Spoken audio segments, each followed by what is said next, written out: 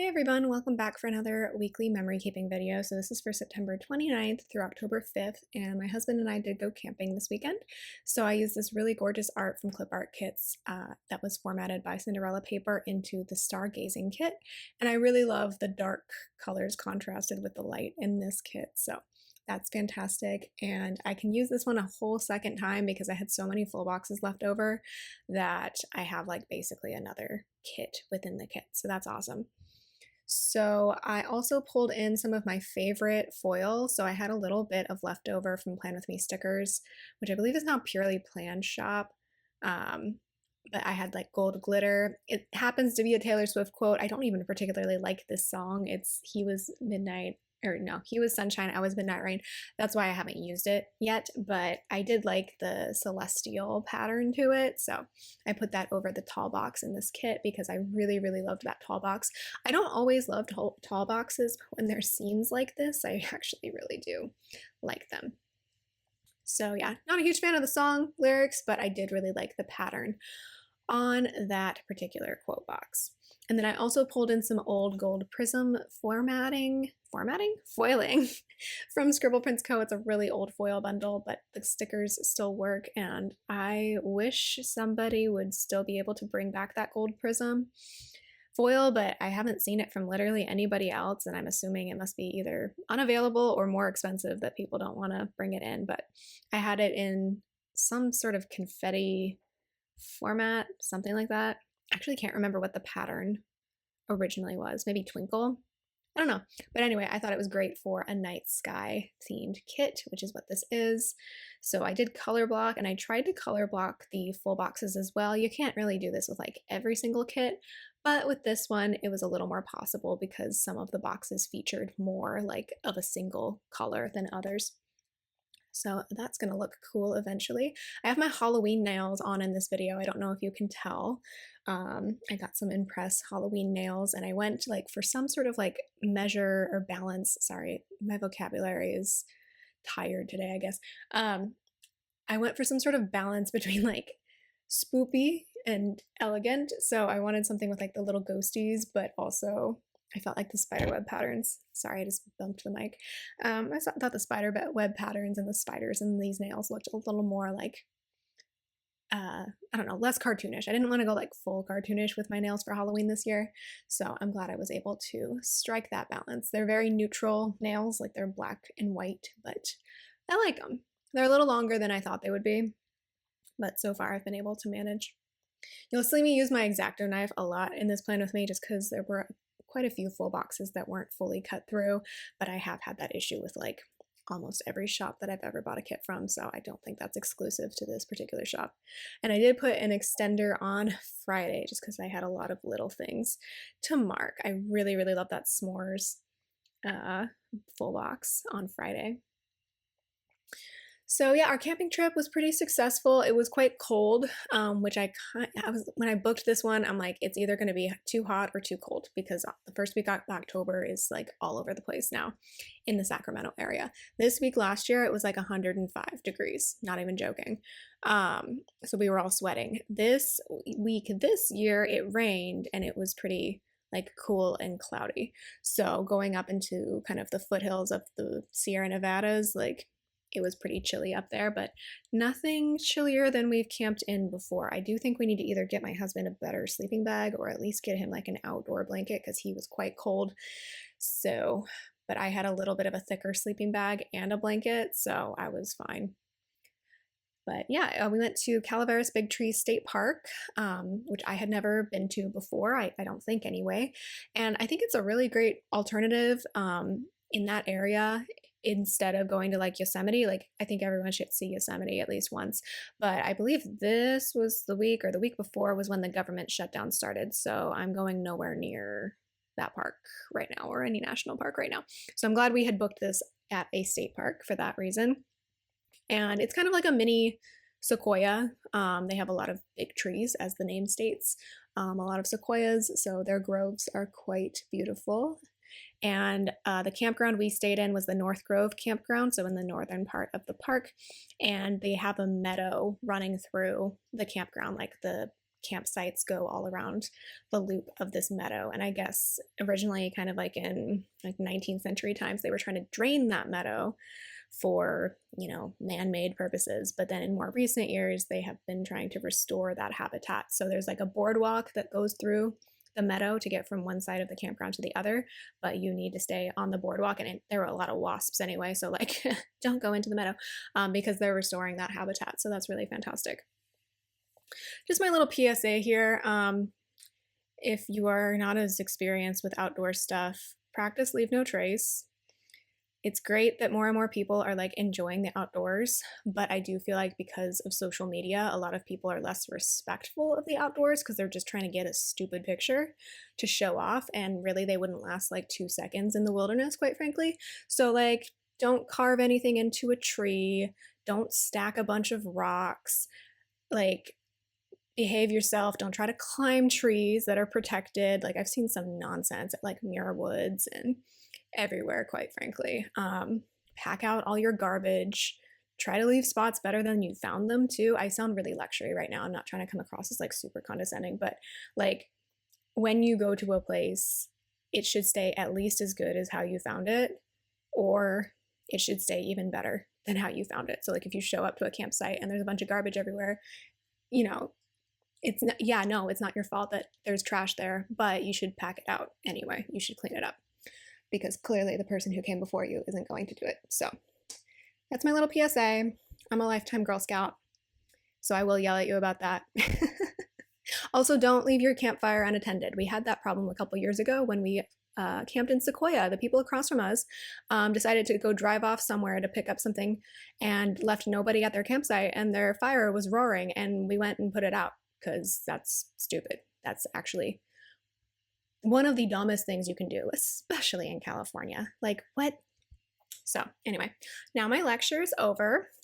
We really enjoyed our stay at Calaveras, and we did some hiking in the North Grove of the park.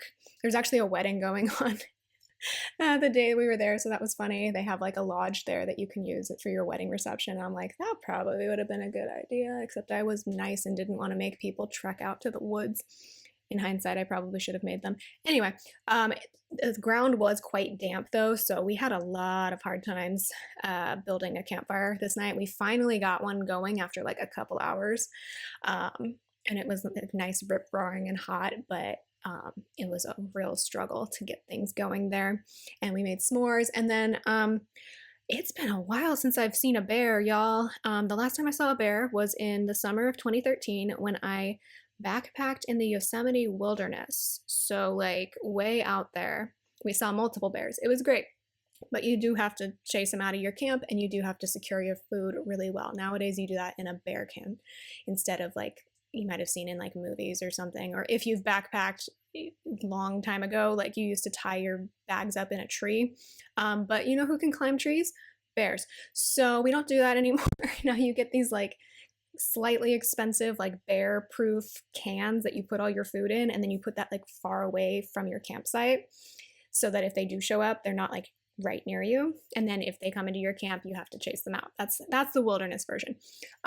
Most campgrounds in California have a bear locker where you have to store like all your food, all your toiletries, anything that has any sort of scent to it, you put it in there. While we were trying to rescue our campfire from falling over, a bear almost got into our bear locker, and he was just kind of staring at us like, what? I don't care. And this is the first time I've seen a bear in years, like I've said. And it was just funny because we've gone so many places that have bear lockers. I've taken my husband to all these places, and this was the first time we've actually seen a bear. So my husband chased him off.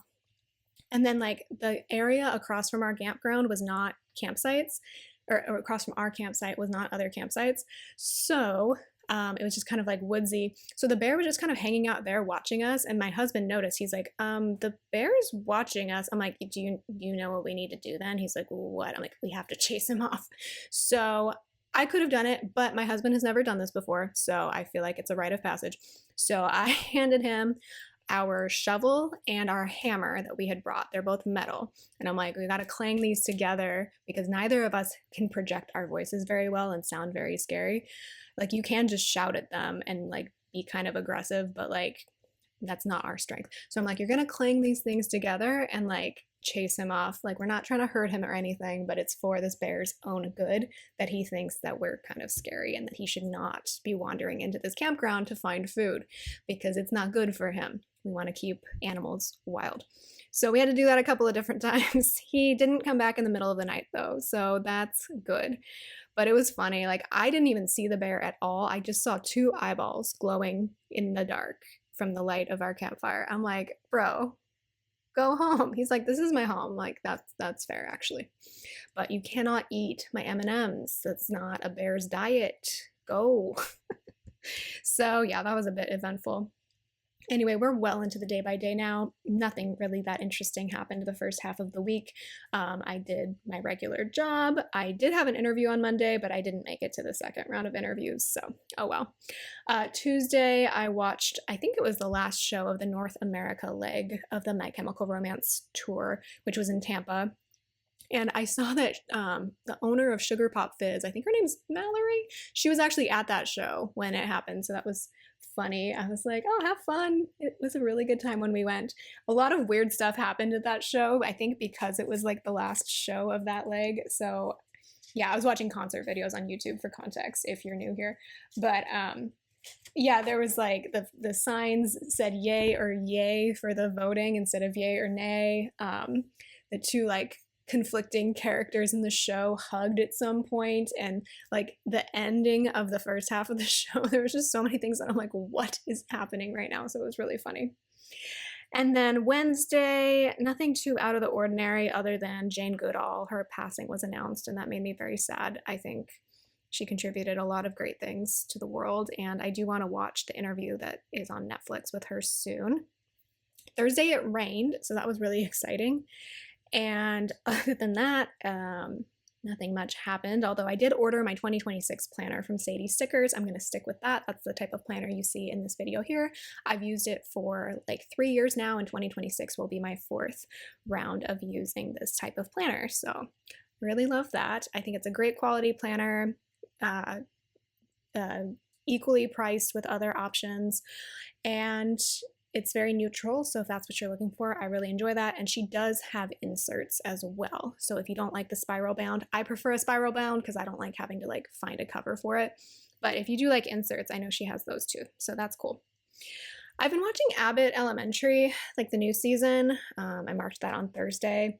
I don't know, this season's not it for me. I watched all of it like a couple months ago because I hadn't watched it before, and I enjoyed it, but for some reason this season's just not doing it for me. If you watch Abbott, let me know. Friday was a friend's birthday, and also Taylor Swift's new album was released, so I did mark that with a little vinyl record sticker from Quarks and Corgs Co. I talked about this in my monthly plan with me. I didn't enjoy the new album. Like, usually from any album from an artist that I've listened to before, I at least have a couple of songs that I like. This one, I didn't end up saving any of the songs. It just didn't do it for me.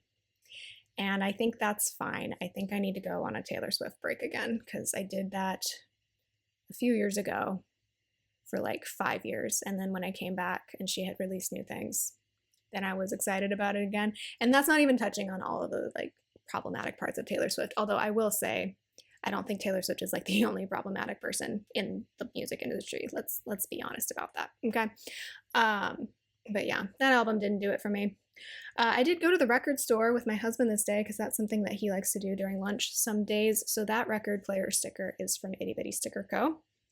Although I'm realizing like almost all the stickers I used this week are from shops that like are at least on a temporary break. So sorry about that. That's kind of why I'm not mentioning the stickers. I did use a Girl Scout sticker from Sweet Eva's Paper on Friday though to mark getting ready to go camping, because I don't have any other reason to use these Girl Scout stickers, and yet I wanted to use one here because it's like, I don't know, my Girl Scoutliness helps me in camping situations.